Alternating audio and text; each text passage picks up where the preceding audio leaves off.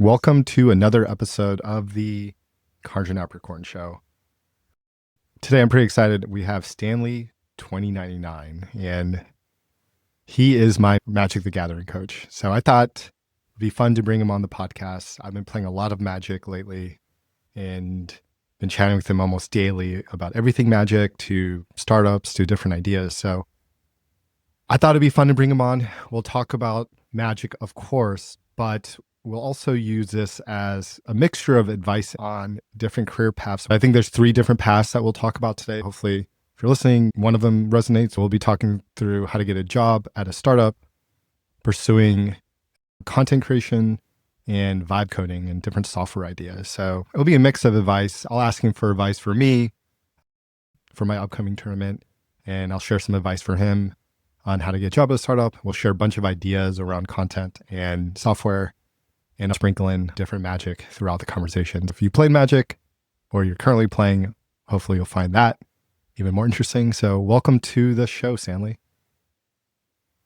Thanks, Michael, and thank you for having me. I'm excited to be here, and I've had a great time working with you, and I'm glad to get into tech a little bit more Yeah. too. So I guess to start, let's talk through startups, because I think if we start with Magic, I feel like a lot of people drop off. It's probably not Yeah, that. yeah, that's I that's do fair. think there's probably a huge overlap with tech and Magic, but it's probably not as big Yeah, as one would imagine. But let's start with the first path around how to get a job at a tech startup. So I think that would be valuable for a lot of listeners. I wrote a blog post on it after chatting with you. So I thought, hey, let me write a blog post on it. I'll share some tips from that, but maybe we could start with what what ha- what's your background in like really quick cliff notes, and what have you tried so far in getting, well, let's actually start with your background. Let's start there. yeah, sure. So, as efficiently as possible for my little colorful background, I graduated from University of Miami with a degree in mathematics, which led me to a lucrative career in teaching. And I love teaching people. That's a big part of the reason that I became Michael's coach and coach a lot of people in Magic. However, when you're a school teacher, there is a massive amount of things that aren't teaching that you're responsible for doing. And it just really weighed me down and became tiresome. So I left that lucrative career and got an amazing job as a bank teller. And my basic premise was like, I'm smart, I'll work my way up. And I did. I went from teller to private banker to mortgage banker to assistant manager. I didn't want to continue on the retail path, so I actually turned down a couple branch manager jobs until finally they offered me a business analyst job working for the online banking department. The long story short is the bank was partnering with a tech startup, and the tech startup kind of stole me with permission from the bank, and I became a technology product manager for a few years working on banking software. And then I'm assuming that you want to, I guess, stay on that career path as like a product manager or technical product manager. Yeah, definitely working with tech people is the most fun and fulfilling thing I've done in my career. I love working with smart people, and that was something that I really enjoyed. I'm definitely not attached to banking. That's where I have a lot of experience. I have a lot of experience teaching too, and I'm just generally like a quick learner. So I love technology. I love working with people who work with technology. But what exactly we do with technology, I'm super Yeah, yeah, unclear. got it. What have you tried so far in applying or trying to get a job at a tech startup as a technical product manager? Yeah, so without getting into too much personal Yeah. stuff, life has definitely been pretty chaotic for me. Had my first kid, got my appendix Yeah. out, have been like kind of taking this downtime opportunity to really try and push my magic like content creator career a lot. So my efforts, if I'm being honest, have been definitely on the weaker side. I've been trying to work with you and another friend of mine in technology to kind of improve my resume. I've been applying for jobs and sending out resumes. One of the things that you highlighted in your advice was like, well, don't use that shotgun approach. You're not going to get anything out of it, which has been 100% true so far.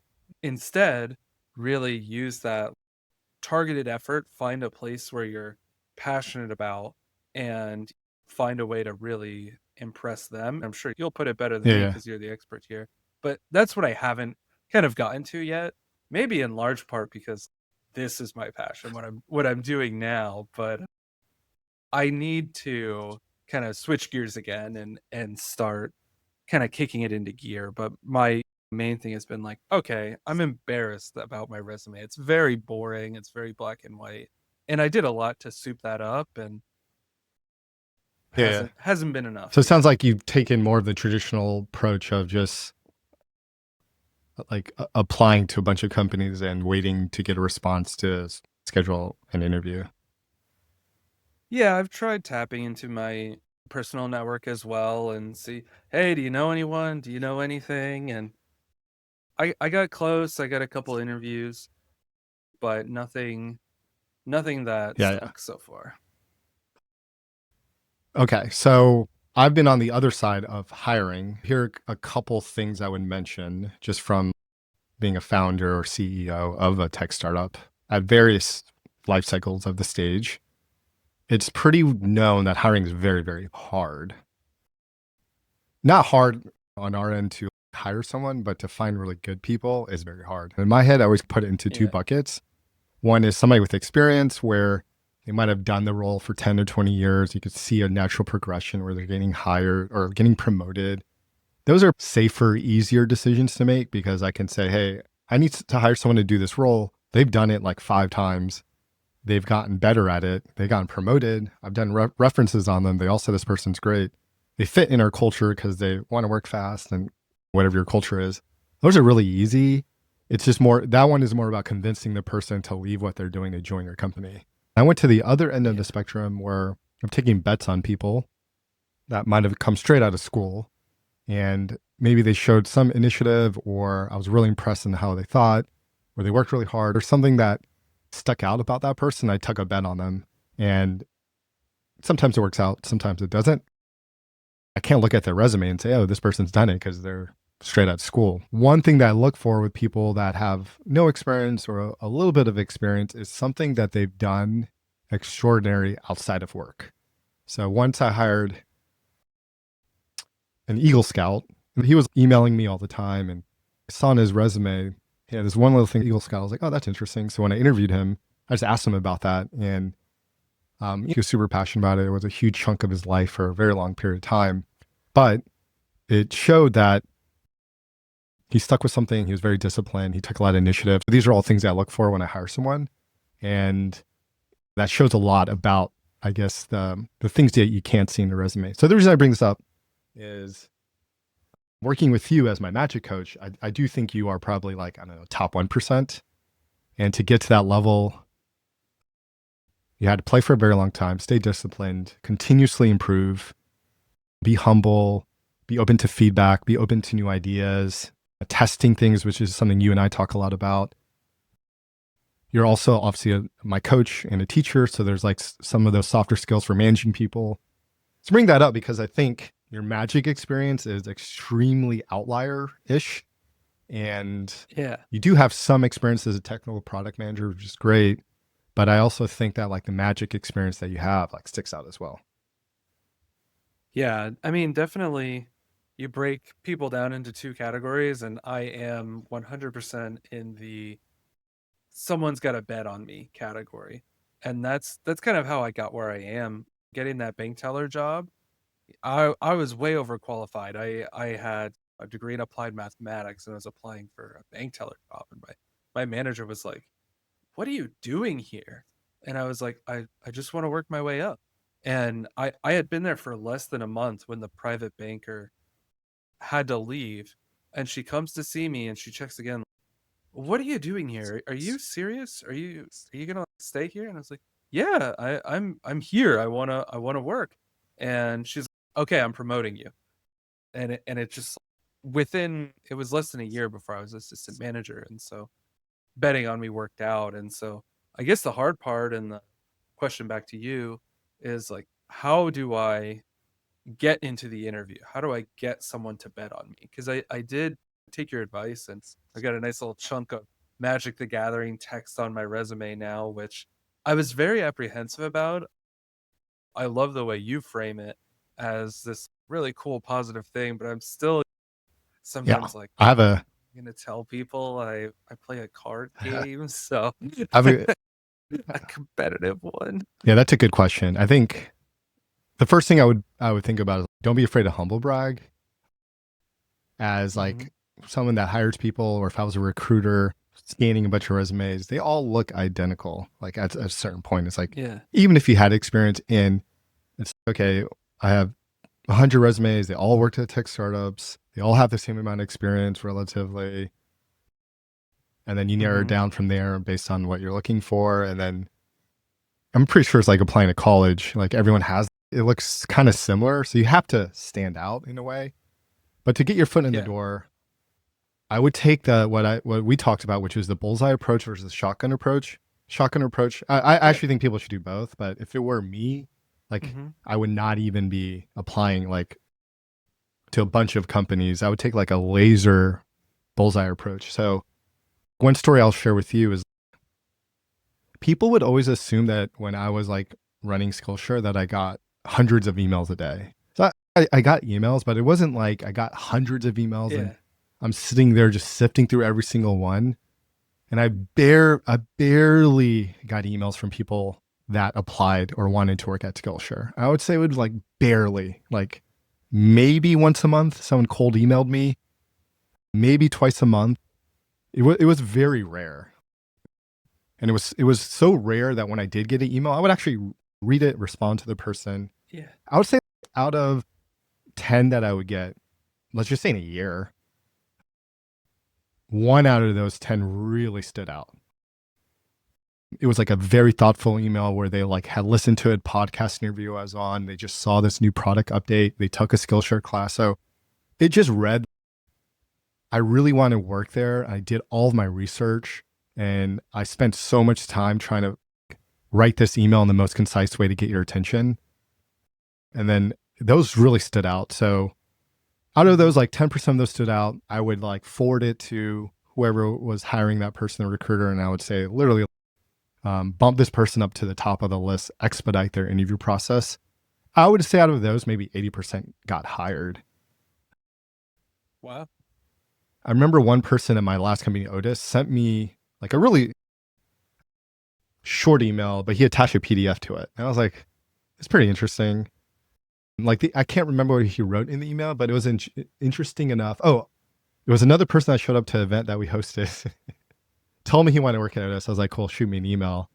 Assuming that he wouldn't do it, he followed up the next day, attached a PDF, and it was like he was still in school, but it gave me his life story. It was like 10 slides, like super fast. Like I could click through it. Yeah. Um, I remember it was like his background, maybe some specific ideas for something we're hiring for, something I can't remember, but it wasn't generic. It was very, very particular for working at our company. I think we ended up taking a bet on him, but that's how I would do it. I would like to answer your question. I would kind of narrow down like what you want to do, where you want to work at, what stage of a tech startup, and spend a lot of time trying to get their attention because most of those people don't get a lot of emails. Maybe today they do because Mm-hmm. this was like 5 or 10 years ago. But the point is to stand out. And I think for you, yeah, I think you are in the take a bet on me bucket, but you can take a lot of, I guess, initiative. Yeah. If you want to be a technical product manager, if you saw some bug on their website, you can point that out. And I don't know. And then I also can show, call out like, the really bug. talk about your magic experience because you might get lucky and the person Yeah. that reads the email plays a lot of magic. And Yeah. Hey, free coaching yeah, for a yeah, yeah. job. Yeah, I mean that makes sense. I think the clear message is do more than just send a resume, right? Like that's kind of the floor is you got to do more than just send the resume and try to find a way to reach out. And one kind of boring question about the resume. So the Magic the Gathering, it's kind of like a footnote at the bottom, right?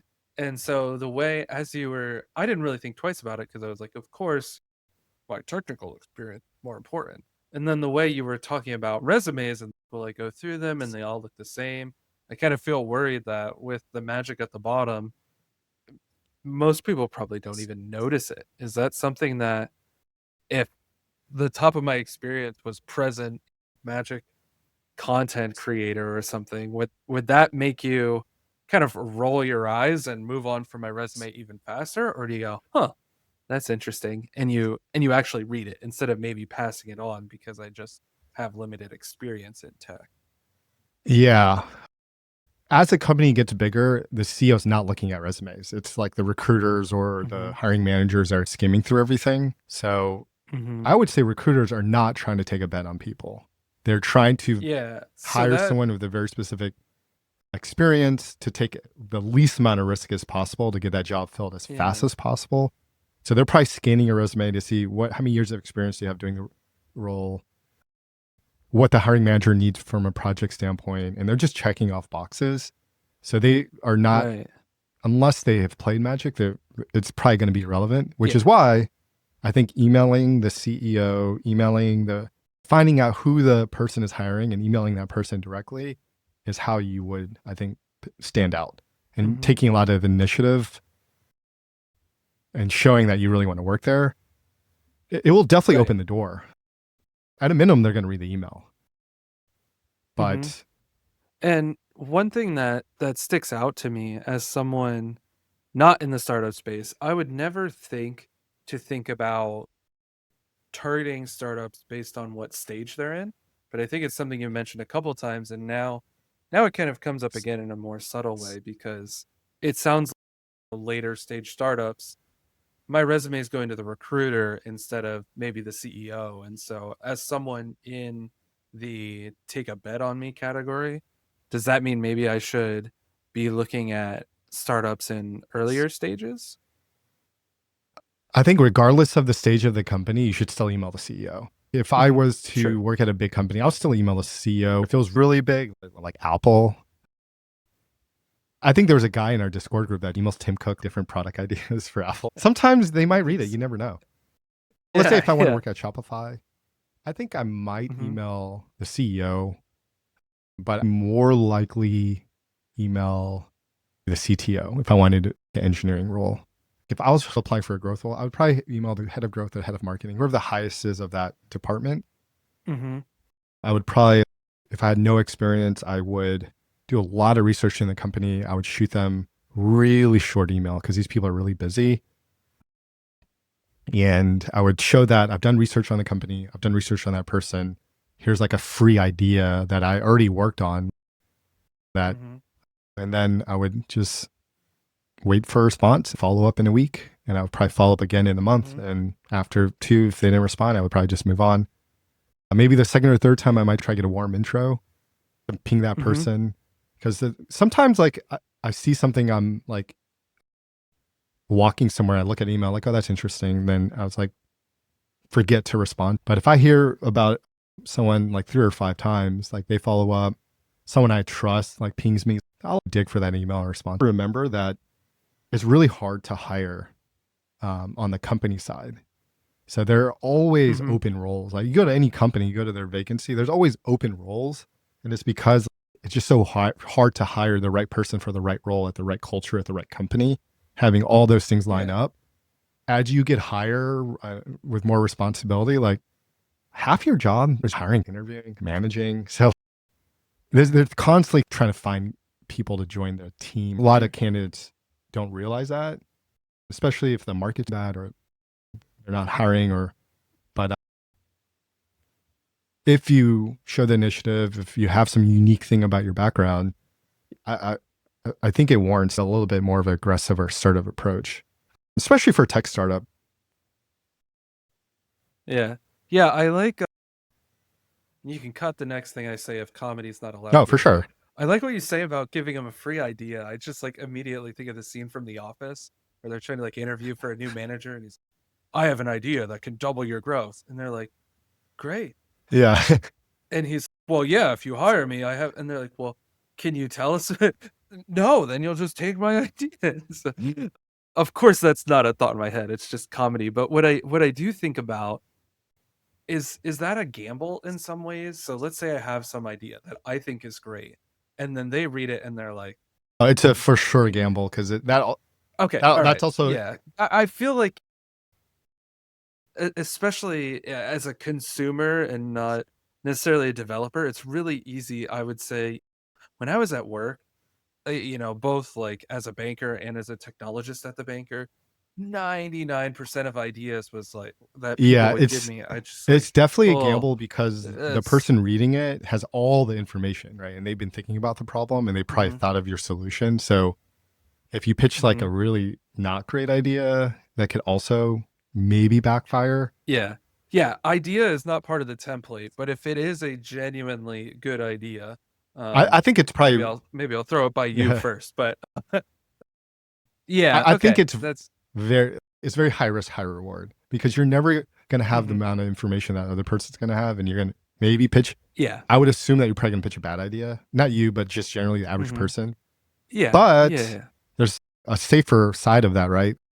Finding a bug. Mm-hmm. That's not an idea. It's just, Yeah. hey, I found this thing. Here's how I would approach it. It could be Mm-hmm. something really small like that that just shows this person really wants to work here. I mean, that's what you're really trying to show. Yeah. This person really wants to work here. They have a lot of initiative. They're really smart, and they have something like unique about them. Like he is like a really good Mm-hmm. Magic player, and a lot of those Yeah. skills transfer here. So let's just Mm-hmm. chat with them. What can Exactly. hurt? Like Yeah, balancing risk and yeah, reward, right? So you say, offering an idea, you got to balance risk and reward. We're doing that all the time in Magic. Every turn, we're thinking about how much will this benefit me? How much could this yeah, hurt yeah. me? Here's a That kind of like analysis is yeah. just like happening in my head all the time with everything. That's why the first thing I thought of was like, oh yeah, that's a great idea to give them an idea, unless my Oh, idea actually, is terrible. I have a really good advice on this that I just thought of. Okay, Okay. so Okay. I wouldn't give an idea in that initial email. I would give something safe that just shows you take initiative. But most interview Mm-hmm. processes, you will have some project that you have to complete asynchronously and present it back, right? That Uh-huh. I would say for tech startups, there's a higher than 51% chance that that's going to be part of the interview process. Uh, Mm-hmm. and what I would do is when you are going through the interview process, there's always this section for, oh, do you have any questions for us? I would ask questions Mm-hmm. back and use those answers in your answer, if that makes sense. If Mm-hmm. you basically repeat what Yeah. they say to you back to them, that always works. It always works because if we ask someone to do like a marketing thing and they asked us like, what are you guys currently doing for your marketing? Oh, we're doing YouTube sponsorships with YouTubers. Oh, how's that going? Oh, it's going really well. Is my role to do that? What are the challenges you guys are facing? They literally repeat all that back to us. What have you tried so far? What haven't you tried? They will suggest the things we haven't tried back to us. And we're like, oh, this is so brilliant. This person knows their company so well. So that's what I would do. that's I would just repeat back what they that's say. that's smart. Yeah. Because there's always that section. And 9 times out of 10, people don't have questions back, or 8 times out of 10. I'm just like, oh man, this is such a great opportunity for you to get information to increase your Mm-hmm. chances of getting hired by repeating back to Yeah. them what they tell you, which shows that you can listen. Mm-hmm. But yeah, that's like a little tip there from an interview standpoint. Okay. Yeah. Okay. Yeah, I like it. I like finding bugs too. I did that in my very first job interview, which I was very embarrassed about because I was interviewing for a teaching job. It was a private tutoring job. I'm sitting in the lobby waiting, and there's a tutoring session happening. And I'm like 20, 21. And the woman is tutoring this little girl, and she tells her like an incorrect mathematical statement. And I'm like, Stanley, shut up, just let it happen.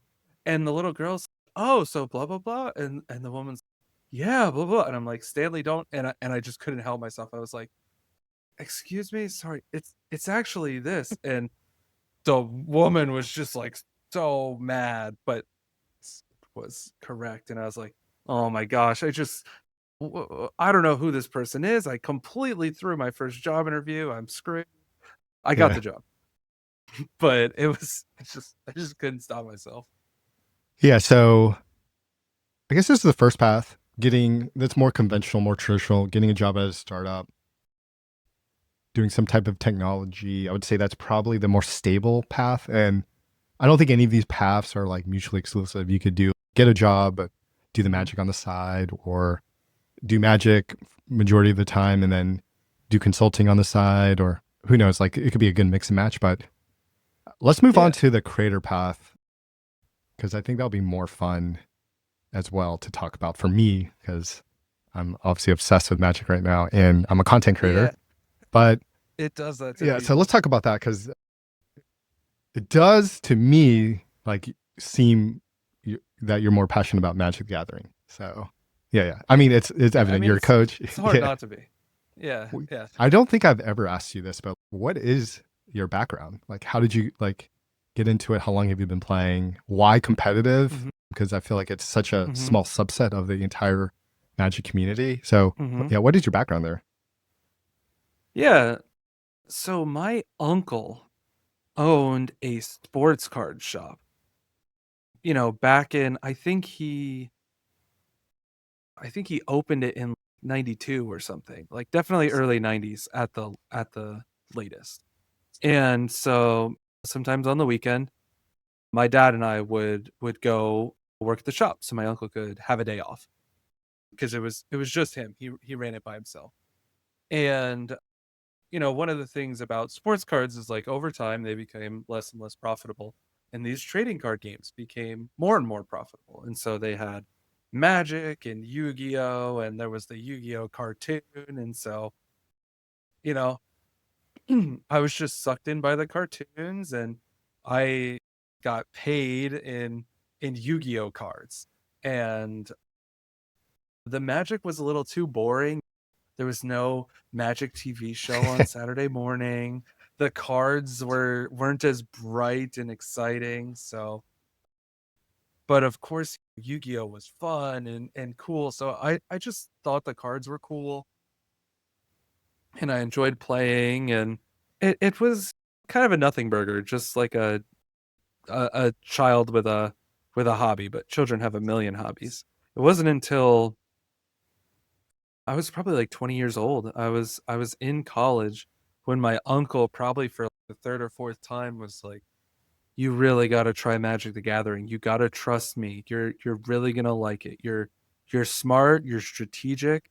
It's like chess, but better because there's so much more to it. Coming from, oh, I'm a kid. I'm Yeah. playing Yu-Gi-Oh cards. Like describing it as kind of like an alternative version to chess. Well, that's a lot more compelling, and I kind of describe it as it's like chess plus poker plus this like fantasy setting with unlimited customization.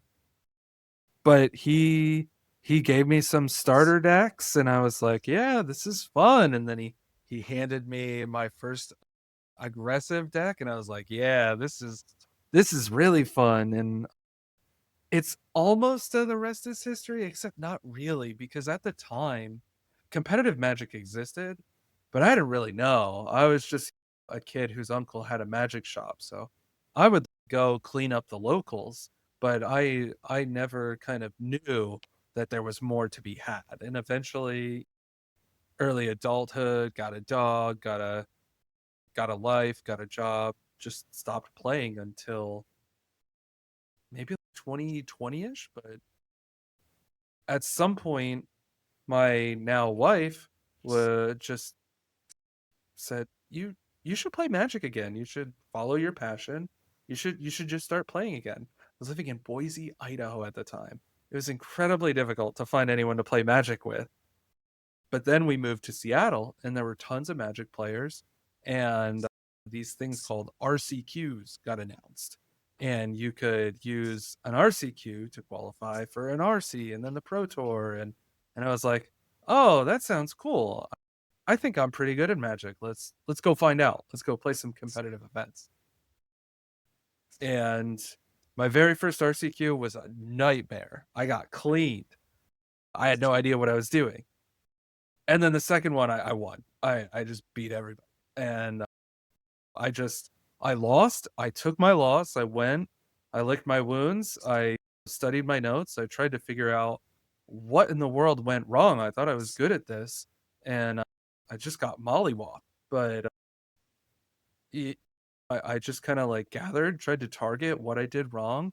I fixed my deck, I fixed my gameplay, and a couple weeks later, no one could stop me. And then the rest is history on the competitive circuit. Once you win an RCQ, you're done. You're locked in. I get to go to the U.S. Championship. Of course, I'm like I'm locked in now. How can I not? Yeah, I would say similarly, the CQs what like pulled me in. I think I listened to a podcast where it was like Arthur Brooks on Manson's podcast about how to live a fulfilling or happy life. One of the things that stood out was it was like a research report from like the early 1900s when a lot of people were working in factories and maybe not liking their day job. The report said something along the lines of have something in your personal life that is extremely ambitious that you can treat to give you a sense of purpose, continuous improvement, etc. And they're bringing that back up today. And I do think that Magic for me has given me that super competitive personal pursuit outside just the professional Yeah. world, which is why I like it. I agree with you. I think I got to listen to Post Malone. He's also a big Magic player. Oh yeah, he loves Said it was like Magic. the perfect Yeah. game, which I agree with. I mean, for me personally, I think it has like the game Yeah. theory, it has a poker element. It's completely Mm-hmm. strategic. There's a lot of skill and luck involved. There's just Mm-hmm. I don't know, thousands of cards It's you can just choose from. yeah, it's just Yeah. unlimited. There's like unlimited room for creativity. There's unlimited room for competitiveness. There's you can play online and everything is just like cold and the cards, but there's also tons of paper tournaments where you're playing in person and you bring in a lot of those paper elements where there's showmanship, there's Yeah. there's bluffing, there's even just talking to your opponent gets in their head, Yeah. right? Yeah. Like people people are so used to just like being in their own quietude. I once at a competitive tournament was playing against the friendliest person I have ever played against in a critical round. If one of us loses, we're knocked out of the tournament. And they were just so friendly. And we're like halfway through the match, and I was like, wait a minute. And I even told them, I was like, honestly, your friendliness, I can't tell if you're doing it on purpose, but you're actually like gaining a competitive Oh, advantage. I cannot continue to like carry this conversation. I actually need to just think for a minute and just play Magic, right? So there's seriously just like unlimited elements, and there's so many of them in places yeah. you wouldn't think to find them. I To add to that, I think the community has been amazing that I've met playing Mm-hmm. in person and I guess meeting people like you online. It's just great. Yeah, But before we geek out on Magic for too yeah, long, let's pivot that into content, which is another path. yeah. Uh, Going back to transitioning to content from Magic, because I think we could geek out about Magic for a very long time. Mm-hmm. Where, what are you doing for content right now? What's your stack? Uh, Like, I know Twitch, YouTube, and what are you yeah, on? yeah, yeah. So yeah, the websites, Twitch, YouTube, Twitter is like borderline content, and the Patreon is a big content machine. So my two main streams are basically talking about Magic and playing Magic. So Twitch is where I'll live stream and play Magic, and people will watch and ask questions. We'll laugh, we'll have a good time, we'll win some games, and then typically what I'll do after that is I'll review for the best parts of the stream, put that into a video, throw it on YouTube, and kind of use my followings in Discord and Twitter to funnel people over there to check out the video if they weren't at the live stream. And people like to review those even if they were at the live stream, because it's the nice thing is that it's educational and Yeah. entertaining. People enjoy Magic, but they also get better. And every time I release one of those videos, people will always be like, "Oh, I learned this," or "Oh, I learned that," or "Oh, that was cool. I never would have thought to approach this in that way."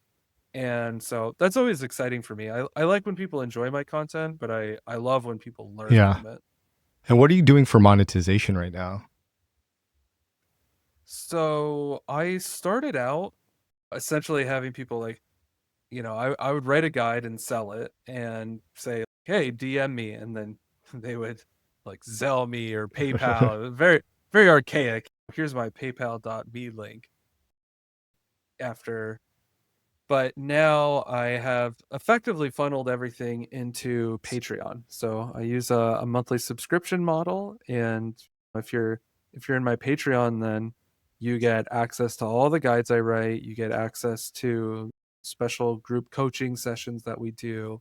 You get access to my dedicated Discord server where we basically talk about Magic and talk about strategy, and people ask me questions, people give suggestions, and that community has grown rapidly to a really a mutually beneficial place, because it's great players having a great time. So it's a fun place to be. And as as you've said before, you have to be open to ideas, you have to be open to learning, you have to be creative to be great at Magic. And so are many of the ideas things that make me laugh and I go, yeah, that's a great idea? Yeah, filtering out noise is really important to being good at things. But other people have good ideas all the time. You have to be open to the idea that someone else might have an idea you didn't think of. Being open, staying open to that can sometimes be hard when you get a lot of bad ideas, but it's really important, because sometimes that one diamond in the rough is the Yeah. difference between winning a tournament and being just going home early. My goals for Magic are, one, to make the Pro Tour at some point in my life, and two is to get Stanley to approve of an idea that I pitch him as a good one.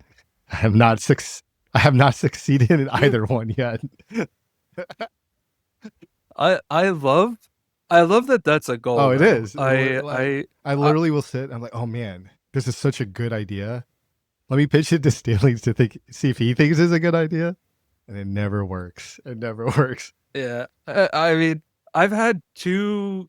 It's really funny.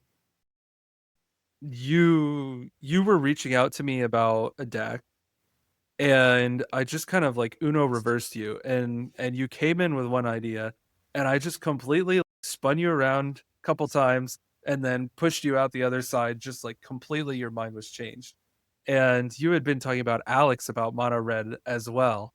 And it was very funny because you were talking to him, I was Yeah. talking to you, he was talking to me, like everybody was talking to everybody, but we didn't have a group chat. But then a couple weeks later I had a coaching session with Alex, and Alex was like, "Well, I think I'm going to do this and then I'm going to do that." And I did the same exact thing to him. I was like, "Well, actually, I if you really think about it, doing the complete opposite would be a really smart idea." And of course there was a lot more to it, and he's, "Well, yeah. Man, you just did the same thing to me that you did to Michael. I like came in thinking that I had this great idea, and then you were like, actually, what would be even better is to do complete opposite." Yeah. And it's funny because you both took the advice and it worked for you Yeah. both. So it's not like I'm just like No, yeah. negative Nelly over here, just like kind of always saying no. It was the right thing. It speaks to the complexity of Magic at like literally every layer, from psychology to preparation to gameplay. I would also say Um, like mixing that with coaching too, because as a player, I have to kind of trust what you're telling me, even though it sounds very counterintuitive. And I think you're also picking up on my yeah. personality where, like, I'm an entrepreneur at heart. Like, I come up Hmm. with so many ideas and I get excited by a lot of those ideas. And I think a lot of your messages to me recently have been, I think you should not get distracted and stay focused on the plan. Stay focused on what Yeah, we yeah, talked yeah. about. Don't try new things. I have in my Yeah, yeah. notebook like But I could try yeah, things yeah. around the edges, but I can't go off and Mhm. try to do something completely out there. I want to add some critical context though, because I am not a hater of fun. I love fun. But Michael, in case you don't know, he won an RCQ at the end of the season. He won the very last RCQ of the season. And that's Magic speak for he won a major tour an important tournament, and that qualifies him to be able to play in an invitational tournament. And so the reason that I've been a little more fun police than usual is because of course we both want Michael to do very well at this tournament. And it's coming up in potentially about a month, which means that maximizing your time at crunch time is really important. If we double back to the technology analyses and the job analogies and stuff, like if it's crunch time Yeah, where we're yeah, trying to I release agree. and a developer's, oh, I want to go develop this super, I'm like, Yeah, yeah, no, we're yeah, like yeah. we're trying to get out the door, bud, bring it in. So I love creativity. You remind me so much of in my earliest days of Magic, where I was just having a good time playing all kinds of crazy stuff, and I mean it was great. I love how much fun you have playing Magic, because I have fun too, but it's like different for me at this stage in my career. But yeah, when you're it's the time where, yeah, as your coach, your responsibilities change with the seasons, and now it's focus up, bud. Yeah, yeah, I We agree. got we got Yeah, work yeah, to I do. agree. I agree. So going back to the stack. So it sounds like you Mhm. charge what $10 a month on Patreon right now. You also Mhm. offer one-on-one coaching. Yep. Is there anything else that you're doing from a monetization standpoint, or are those your big pillars right now? Twitch has a little bit of monetization. I never click the ad button.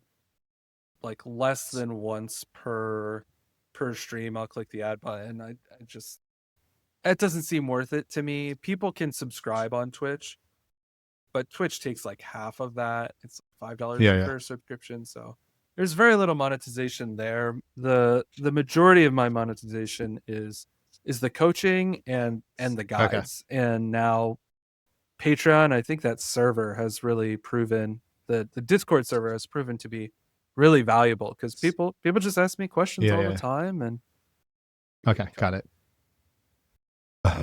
So sounds like right now what you're doing is a little bit of video streaming through TikTok, or sorry, not TikTok, Twitch, cross post to YouTube. no. You create guides, or I guess the top of the funnel would be you create a lot of content on Twitter, YouTube, Twitch. Some of those people then subscribe to your Patreon, and then some of those people then sign up for one-on-one coaching. Yeah, Yeah. And there's also, I came up very organically, like through Discord. There was effectively, I play a certain archetype. There's a Discord dedicated to that archetype, and I found it by happenstance. I started hanging out there, and people very quickly were like, "This guy knows what he's talking about," and people were asking me like, "Will you start streaming? I want to see you how you play so I can learn from you. Will you write a guide? I yeah, want to be that's able awesome. to read through your Um, notes." And so that top of the funnel is definitely Discord, Twitter, Twitch, YouTube, and then bringing people in to say, "Oh yeah, I want to check out his written material. I want to be able to talk to Stanley. I want to be able to collaborate with Stanley." And that kind of brings people in, and then keeping them in Patreon is the last phase, by having really high quality content. Those guides, I spend many hours putting together very thorough notes on how to play the deck, how to beat other decks, yeah, how yeah, to it's everything. pretty thorough. I learned a lot from them. Where do you feel stuck or limited as a creator right now, and what could I help you think through? Oh, wasn't ready for that. To be honest, no. To be honest, I feel, one, you've kind of been helping me a lot, that's for sure. Two, I really don't feel stuck at all. I feel like I'm really just hit the most momentum I've ever had, which is really cool. I've been trying to get a sponsorship is probably the next big milestone is to get someone or some brand that people care about to back me, and we're getting exceedingly close to that, which you've been helping me with. So I mean, it's kind of not the best time to ask that question because I Yeah, feel like I'm just like really hit my sweet spot. I feel like I'm grooving, we're in the pocket, and yeah, yeah, everything is like firing at all cylinders. yeah. Well, I'm an ideas guy, so I did come with a really Yeah. simple idea that I'll pitch you. There are a couple things I've noticed. One is the content that you create has a lot of engagement. When you share the stats, you get a lot of views. If you look at like the views to follower ratio, it's lopsided where which to me signals that uh, the algorithms like the content that you're creating, so they're probably going to promote it a lot more because a lot of people watch them. And Mm-hmm. the content that you create, it's just you just have to play and share your insights, which is much harder than for me. If I was like a traditional YouTuber and I was like a runner, like I had to go out and then film me running and talk about it. That's a benefit of being a like a gamer, especially Magic. So I would definitely keep doing what you're doing and work on that funnel. I know you just started streaming on Twitch again, but I would make that consistent. I know you're bringing the Yeah. podcast back. Mhm. I think podcasts will probably be Yeah. good for deeper engagement with your community. I don't think it's necessary, but if you have fun doing it, I would definitely do it. Mm-hmm. The one thing I would do, so, but I would like kind of pitch you back what you say to me is like, I would definitely stay there and focus, right? Getting into that Mm-hmm. rhythm and making sure that Patreon subscribers go up, make sure coaching goes up. And I think the thing that you haven't done yet, which you're starting to do, is getting really consistent with posting content out of Patreon, because I think that will open up the top of the funnel, especially because you have such high engagement and the algorithms really like you. So I could see your Mm-hmm. subscriber growth growing. Then the Yeah. sponsors will come from there because once you have a bigger audience, and then that could be your third pillar. Yeah. I think, and as you started to talk, it did kind of make me think of my weak point or roadblock or kind of however you want to word it. But the one thing that has always been true that I on the one hand want to remain true, but on the other hand I think I've reached a point where I can almost call myself a business or what have you, is that I've always been a Magic player who makes content, not a content creator who makes magic. So like all my content is lacking that creator flair. So I'm very bad at remembering to tell people, go check out my You got Patreon. to Like do that, I dude. don't my You last got to do my that. last YouTube video, I was talking about like, okay, I stream, so I chop up the stream and I put it on YouTube, which is what I did. But you know what I didn't do? I didn't record an intro where I'm like, I hey know. guys, here's what's gonna happen. Follow and subscribe. Like all the and I didn't even realize that I didn't think about it until like much later because I'm just a guy playing magic, talking about I magic. would. Yeah. And my passion is what makes me like compelling, but I need to be better about doing the content creator stuff because then I probably could get more followers because like you said, the people are coming, but I'm not like doing the content creator stuff, so maybe they're liking the content and enjoying it, but they're not like clicking the right buttons or whatever. Yeah, I think you should always keep it with that framing around a Magic player that happens to do content and do the minimum cringy content stuff you have to do to, Yeah. um, Oh yeah. I will never if I ever put my face in like with a shock, in a like thumbnail, oh my the god, new just set kill came me. out. Oh my gosh, this card will blow you Yeah, if you away. Click here. if my No, that's face way is off brand ever for you. in, yeah, you somebody's got to reel me back in. I mean, Something has happened. like I looked at your last YouTube video. I was like, dude, you gotta pitch your guides and link to your I Patreon. know. And I know, does Patreon allow you give like a discount for the first month or? Yeah, yeah. Yeah. Like Hmm. offer, I don't know, half off your first month. Yeah, you Yeah. got to start pitching your Patreon It's because I remember yeah. chatting with you about your Patreon. The biggest thing we were focused there is like reducing churn from people canceling. So we beefed up your Mhm, offerings. You do live streams. You mhm, have like homework assignments with the lines. You have the guides that come out pretty mhm. consistently. You have the Discord community that is very engaging. So I would, I was gonna, yeah, I meant to ask you like the cancellations, are they kind of the same? Are they getting better? Oh, my like stickiness rate has been Oh, much great. better. So it worked. The What? churn is well, yeah, we definitely you I was I had very back and forth on the Discord server because you never really know what's gonna Yeah. happen when you put a bunch of nerds somewhere and say, "All right, everybody talk." And I was worried about the moderator load, but either through luck or skill, I've curated like a fantastic fan base, and so I'm infinitely thankful and excited you talked me into starting the Discord server because that has been a Yeah. Yeah. huge for stickiness and even for advertising and getting people to go there. And another thing for me that again, I'm a Magic player who does business, not a businessman who plays Magic. So one thing that you've been very vigilant about and trying to advise me on is being efficient with my time and monetizing my time correctly, right? So charging for things based on how much time it takes me. And I have so many people messaging me from so many different places, and it's so convenient now to just post one message in Discord, and 90% of the people who are like pinging me from different places are there. And so it helps with like my time management that I don't have to like have these conversations over and over. So much so that sometimes I'm like, you know what? Here's a free Patreon subscription. Go in the server so that I don't have to DM you separately anymore because it's just taking up too much of my time, right? I've got Magic, I've got a wife and a kid. Yeah. I'm trying to get a day job. Like my time is very important. So that's something that I'm still trying to get better at, but Discord has Yeah. Yeah. helped for sure. I think I remember the lesson that I shared that I learned was always just charge more. So Mm-hmm. whether it was like pricing subscriptions at Skillshare or pricing your time, just like kind of charging more than you think is fine. Mm-hmm.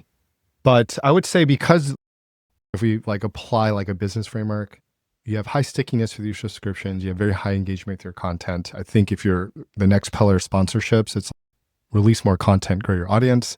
Then you have more Mm-hmm. slots to sell. You have a podcast, you have your Twitch, you have your YouTube, you have your, let's call it your newsletter, because every time you post on Patreon, it gets pinged to everyone that is a free or paid subscriber. So you have this community that you're just organically growing. And then by growing it, you'll have like more slots to sell for sponsors. So I think that will naturally happen as you grow your audience and your subs will go up, coaching will go up. The idea I was going to pitch you was a lot of what you're doing is like active, right? So like in order to Mm-hmm. get paid for coaching, you have to coach them for an hour, right? The thing that I feel Yeah. like that's missing, that I'm not sure when you should do this, but it could be maybe after you get consistent with content. And the one thing that might be missing from your stack is like an online course that you can charge, I don't know, Yeah. whatever you want to charge, 25, 50, $100, or part of your subscription. I don't know, like the monetization, but the idea behind it is passive income, which is you create it once, you maybe update it every few months or half a year. And it could be either like a 101 or 201 or 301 course. Mm-hmm. 101 could be like transitioning from commander to competitive, what you need to know, or advanced could be, I don't know, something super specific that's more structured. So I think if you create it once, maybe you'll get 10, 20, 30 sales a month that just kind of come in passively. So I think that Mm-hmm. is something to think through. But the basic idea is like trying to create the passive income stream on top of your active after you get more consistent with your content. And I think once you have those things going, then yeah, the content side could become like a full-time job. I've seen it happen so many times. The hardest thing is finding your right audience, creating the content for that Mm-hmm. audience. It's so hard to figure out. It's like content audience fit. And I think you figured it out Yeah. because it comes out of something you're passionate about. So yeah, that to me is a hard part. Now you just have to be consistent and it'll grow. Yeah. Yeah, that's true. And I like that. I think there's kind of it's really two ideas nested there, and there's a third one that I had kind of pitched to you a little earlier on in our as we started chatting. Was like a course sounds nice, but I would love to build just an entire educational platform. Would be would be really cool. That's too ambitious, so I like the idea of courses as a step towards that. And I think kind of upgrading from guides, which are here is written content that you read, to courses, which here is interactive content that you're reading, but you're also interacting in some way, is is very cool. And I like, the other half of that idea is right now my guides are for specific decks. And to in Magic, specific decks, oh, they have a shelf life basically. New cards come out, and sometimes old decks just become useless for various different reasons. Whereas something like, a 101 course, a 102 course, a 103 course, that just gets to exist. Something like you said, transitioning from casual to competitive, that can just Yeah. exist. Playing at We're talking about getting you prepared for the regional championship. I could make a whole course on preparing for the regional championship, because that's a completely different ball game than any kind of tournament you've played before if you've never played in a regional championship. Yeah. Yeah. I totally agree. But Yeah. since you brought up the educational platform, maybe we can transition into the third path. So we talked about getting a job, content creation, and some ideas around that.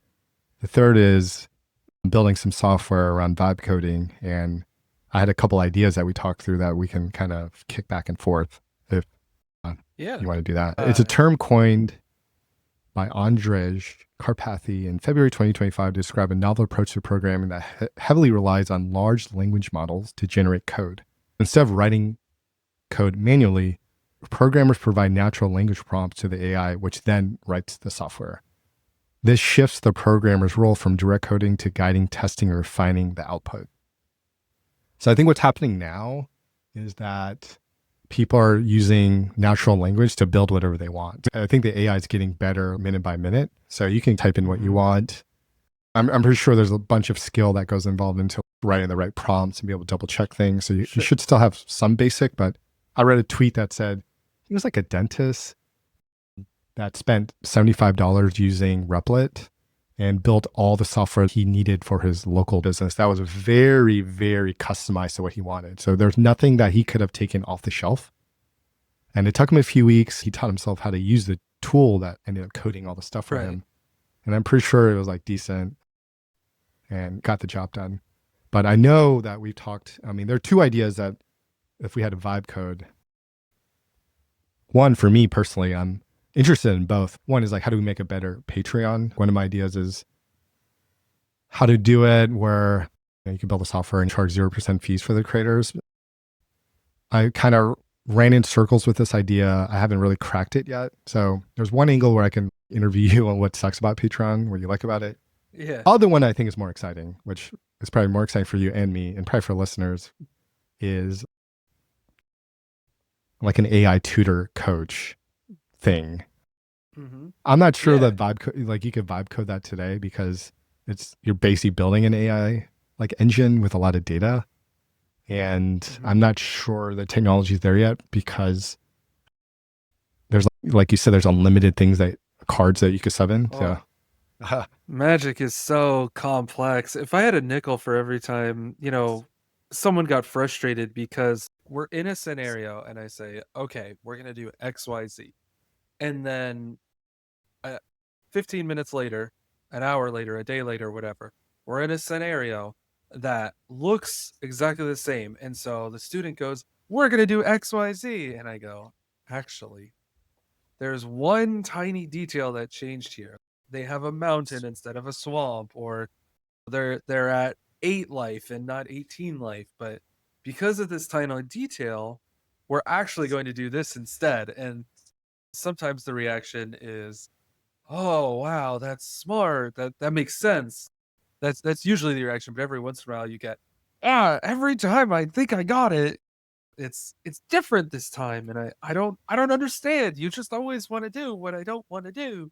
But like Magic is very complex, where there's just like infinite factors to to kind of put in there. So an AI coach sounds amazing and definitely feeds into the passive stream that you talked about, right? But it does sound exceedingly daunting. Yeah. I think building a general AI coach for every single skill is possible, but I would, if I were to start a new company, and I've been like really obsessed with AI tutors right now, like tutoring right now. I actually think learning outcomes are significantly better with a coach or tutor or whatever you want to call it, where it's very one-on-one and personalized. I haven't seen anything out there too innovative yet, but I've been applying the lens of what would an AI coach look like in Magic as a use case that Yeah. can't get replicated across different skills. So I think there were like two ideas, two variations. One would be the simple version, which is take all of Stanley's content and everything he created, like every YouTube video, every podcast, every written thing, everything he's written in Discord, upload all of that into the Stanley 29 avatar. And I could ask that Stanley 29 avatar any question and it will get the answer right because it has everything you've ever written or spoken about there. If there's a question it can't ask, it'll ping you, you write the answer, and then I'll update it. And that already exists. That's more about finding the right Yeah. tool that works. That's That cool. Stanley, that already That exists. that Like sounds you can awesome. off, like we just have to find. I haven't done enough research of what's the best tool for that, but there are a lot of companies raising a lot of money to offer that, and there are a lot of engineers and builders just building that. There's probably like dozens of variations of this, so it exists. It's out. Yeah, that's That's like V sick. That one. sounds really Yeah, yeah. cool. So I'm very curious how it. I guess just like it pings me if it doesn't know something.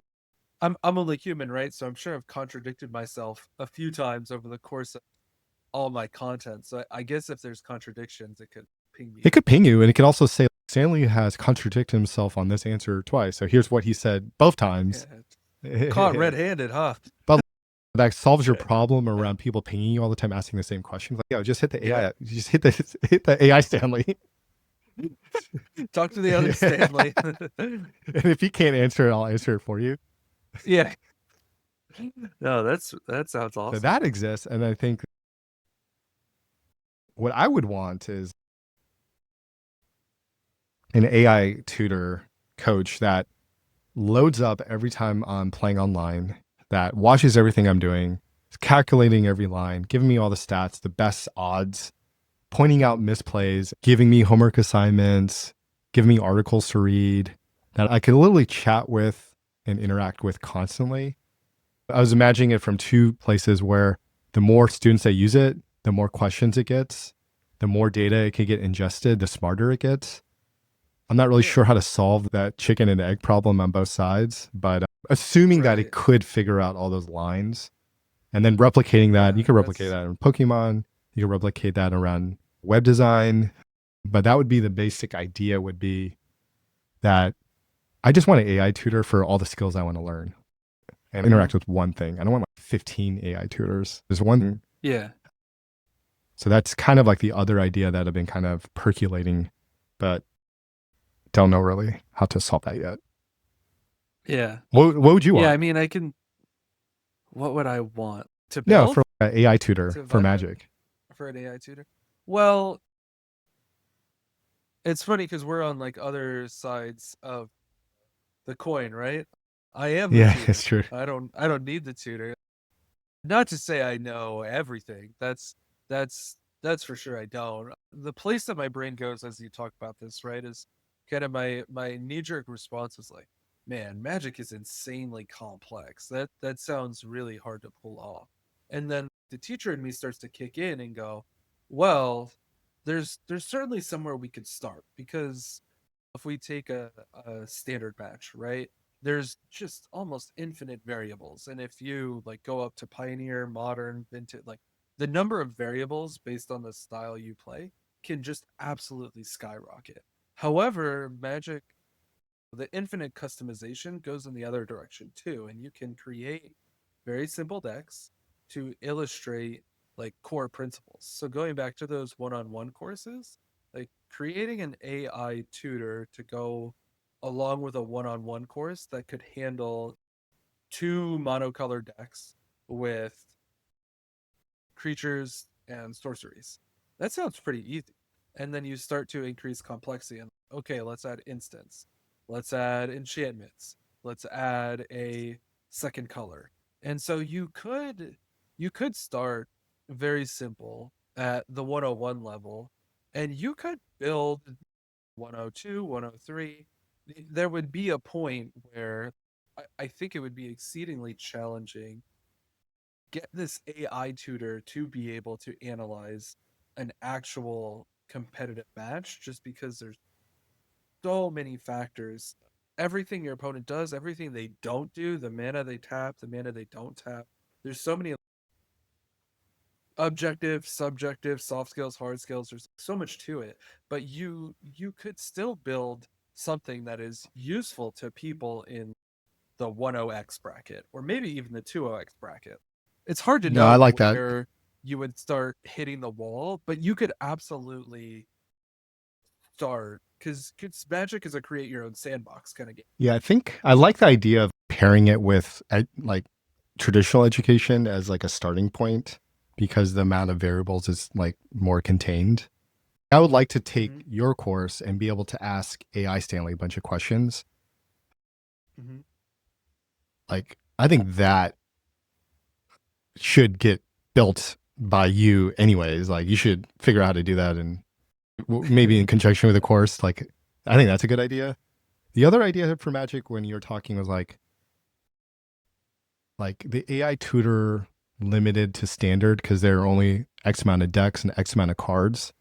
And if it's scanning what people are playing anyways on all the sites that track all the decks, it can kind of hypothesize what the other opponent is playing and kind of trim that down. Because I think what would make it complex is because the thing with poker, there's always 52 cards. It can always calculate the odds and it could give you Mm-hmm. the Yeah, game theory optimal decision point to make. But with Magic, if it's every card in history, that would be challenging. But if it's contained to a few thousand, and then from the few thousand, there's probably only a few hundred that is getting played at that given moment. yeah, and it would be really important, and that's a fun kind of like rabbit hole that goes down sometimes when I do my training exercises or homework assignments where I'll tell someone, I'll set up a scenario, I'll share the image of the scenario. Well, what should you do? And sometimes people will just give me the most insane answers because they're like trying to play around their opponent having a card that nobody plays. It's legal to play if you only told the AI, hey, these are the cards that you're allowed to play. The AI would try to play around this card too, which is like not realistic because nobody actually plays it. So you would have to consume like MTG Goldfish data and stuff and understand, But okay, what's the play rate of this card, not just the legality of this card, to figure out yeah, the but correct line. I think that's totally solvable though, right? So it would be pulling that Yeah, data yeah, every yeah. single I day think and so too. updating it every day. Yeah, I think the harder to solve one is the times where your opponent does something, it'll be like turn three, and I'll say, okay, so they don't have XYZ in their hand. And they're like, huh? Like, how do you know? Well, because they did this, I know they don't have this in their hand because if they had it, they would have done it. And there's like several scenarios where your opponent does or doesn't do something on turn three or four. That tells you what is or isn't in their I think I hand, just came up with a right? good And idea so, on top of this. I yeah, think the trap let's I've hear it. had was thinking about one AI tutor that can solve, or let me rephrase this because it's just popped in my head. I'm pretty excited because this is the insight I've been looking for a very long time.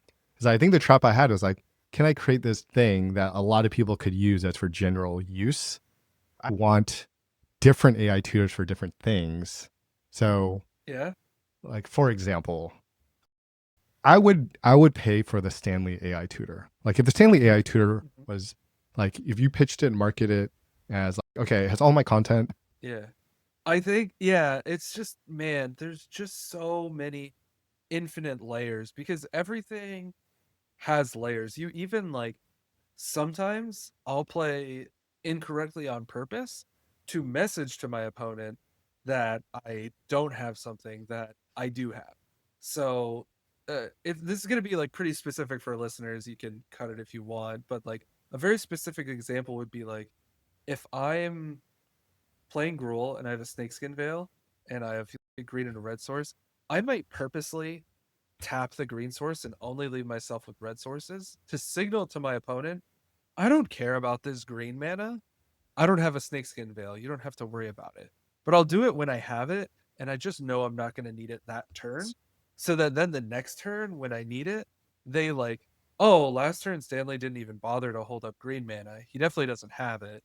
And then I actually have it because I like read their read and played badly on purpose to kind of like walk them into it. And I'm sure that sounds like hyper specific and nobody does that, but I promise you that's like people do that. A big part of Magic is like reading and walking people into things.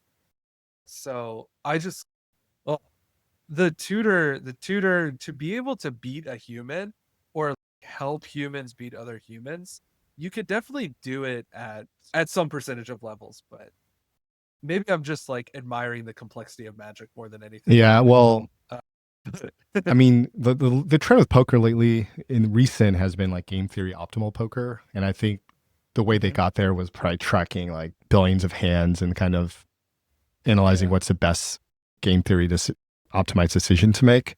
I just Google can AI beat the best poker players. Here's what like yes, AI can beat top human poker players, specifically in no limit Texas Hold'em. AIs like Libratus and I don't know, I'm butchering these names, have demonstrated superior performance against pro poker players in various competition settings. I know they like kind of solved it for Go and chess. I would imagine Magic is Mhm. probably like either solvable today or very, very close, especially if you limit the amount of data Yeah. points. And they can. Mhm. So I do think the Yeah, technology I is there to guess. solve it today. I don't think anyone's tried to solve it, Yeah. but I definitely think like some combination of the AI tutor or be able to beat the best Magic players is definitely possible for sure. I think you're Yeah. right. On like second thought, the value of playing absolutely perfectly outweighs any of the like kind of soft skill things that I'm mentioning, right? Like I'm kind of talking about, well, people do some like crazy stuff to get the competitive edge. There's a lot of mental game, but I think like playing at AI level perfect Magic probably erases most, if not all, of the advantage that you can get Yeah. by Yeah. trying to do those kinds of things, especially because AI is much less susceptible to those kinds of things. There's a lot of like times where I'm like, remember, you're playing against a human, right? Like people like to respond to things. Do a thing, your opponent will Yeah. respond, then you whammy Yeah. them, right? Well, I So think what yeah. makes Magic more complicated is, according to Google, poker is a game of imperfect information because some cards are concealed, thus making it harder for anyone, including a computer, to deduce the final outcome of the hand. Or, but there are only Mhm. 52 cards, and then when I Google how many Magic cards are there in the world, there's 27,000. Right, so like 52 to Yeah. 27,000 has a lot more variables, but I think maybe Yeah. not. But I think like third bucket around vibe coding. So now I'm like, you should totally figure out how to do that. And then third Okay. is there's like this, like somebody will solve how to beat the best AI Magic players. But then there's this idea of an AI tutor that's kind of similar to the V1 Stanley idea, but allowing you to train a model or an algorithm to play a certain way. I think it's pretty interesting, and having the Mhm. best AI tutors kind of rise to the top. I kind of really like that idea for myself personally if I had Yeah. to build another Yeah. company. Yeah. AI Magic Battle would be an excellent YouTube series Oh, it'd be too. so good. I would totally watch that. You could you could make so much content if you had AI playing Magic. And the thing that I think of that comes up a lot with trying to make content for Magic, and more importantly, trying to make good content, right? To toot my own horn a little bit, like being a good Magic player who makes content is a whole lot harder than being a content creator. There is a lot of 100%. just like useless noise content where people will play a deck 1 to 0 times. Like literally, sometimes people just don't even play decks and will like make content on it. They'll just make a deck, be like, "This is probably good," and go tell people to go play it and make content. Whereas like for me, being a like very competitive player who has built decks that have won multiple championships, like I have to play a lot of Magic to make my content. And Twitch helps because I can play Magic and make content at the same time. But when you're on Twitch, you're also like, "Hey, Michael, thanks for following. Hey, oh yeah, funny joke, buddy." There's so much going on. It's hard to get that really really important data because we've talked about how complex Magic is. So like it's there's such a balancing act between perfecting the decks, perfect like I have to figure out everything that goes in the guide before I write the Yeah. guide. And Magic is kind of constantly changing, which is really exciting. But new cards came out and everyone's Stanley, what about this? What about that? What about this? What do we do? Is the sideboard guide ready? Is the sideboard guide ready? I don't even know what cards we're supposed to play. Like there's so many powerful choices. There's so many good things to do. And again, being like viciously detail oriented, like just a commitment to excellence. Like I want the deck to be ready to win a championship. And then I'm like, okay, here's this incredible deck. Here's how to play it. Here's how to do this. Here's how to do that. But well, people don't have the patience for that. And the I finding the time to be able to create that in addition to all the other content is definitely tough. Yeah. I think the reason your content has such high engagement is because you're like a teacher and you're probably one of the best people in the world as, I don't know a better word for this, like analyst. And I think it's a combination of those two things is why your audience has been growing so quickly, because that's pretty unique, not only in the space, but just generally in the world. So I think having knowledge, being really good at being able to share that and teach it, I think the combination of those two things is pretty powerful.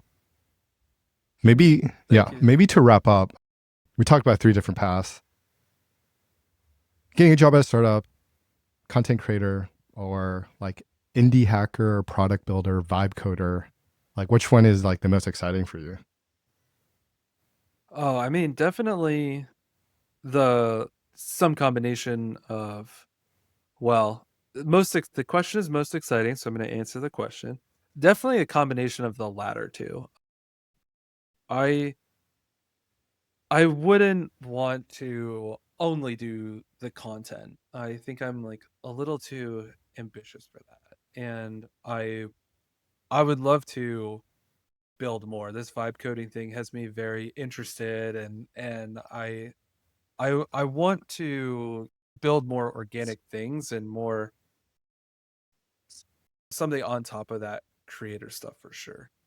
But obviously, I love Magic. I'm passionate about it, and I've got an amazing community and found a pretty excellent niche that I really want to, maximize and enjoy, and people enjoy being around. And like I said, I love when people tell me, "Oh, I learned this from you. I learned that from you. I learned from this piece of content. I learned from that piece of content." And I love when people tag me on Twitter, like, "I won my RCQ with Stanley's Yeah. deck." Like I read his guide and then I got a trophy league the next day. Like all those posts where people are like, "I consumed your content and then I went out and I won," is just like cool. I love helping people get better at Magic, because everybody likes winning more than they they like losing. And I play a very specific brand of Magic that the community for a long time has been like, "Oh, that's just easy mode." But it's not. It's really deep. And if you take it as deep as it can be, which is what I do, you win a lot more with it. And I just enjoy it in so many ways. I like playing Magic. I like helping people get better at Magic. And I think it's exciting and compelling to potentially build more tools to help achieve those goals. Yeah, yeah. I think that's all sounds good. I think you probably could do. But I also need Yeah, a yeah. I day was gonna job. say you probably could only do two out of those three things. So Yeah, yeah, I would yeah. say last piece of unsolicited advice is content always explore both sides of both. Whichever lands Hmm. first, just take it. Yeah, Yeah, and go from there. Because yeah, you just had a baby. But yeah. I do Definitely, think you have the something question. Oh, going. yeah, keep going. Yeah. Yeah. Yeah, the question you asked is what sounds most exciting. So in magical Christmas land where money doesn't exist, I want to create content, I want to create technology, right? In in the real world, for sure this train has left the station Yeah. and I love this part of my life. That's not going away. I would love to get a great day job, but it doesn't have to be magic related. It's just something interesting, something compelling. I really got very burned out on banking, especially because it wasn't a big bank. I wasn't working for Chase. It wasn't a disruptor. It was just a bank. Banks are businesses made to make money. It's not really helping people's lives be better. It's just kind of fulfilling a need. Doing something at a startup that is disrupting an industry or providing a product that makes people's lives better in some way, either something that people enjoy, something that educates, something that fills a need. Well, I get immense satisfaction out of accomplishing good.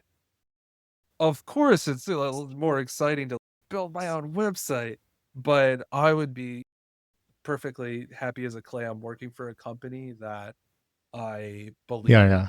and that has good goals. Got it. So I guess to wrap up, if you're still listening from an audience standpoint, if you have a very innovative tech startup and you're hiring, you can definitely hit up Stanley. If you're a Magic player, you could join his Discord. And if you're a builder and you want to partner with me or Stanley on building something, just reach out to both of us or either of us for separate ideas or this idea. Yeah. Cool. Well, thanks for jumping on the podcast, Stanley. It was fun chatting about all these different ideas. Yeah. Thanks, Michael. I'm glad to be here and really enjoyed Yeah. it as well. Thanks.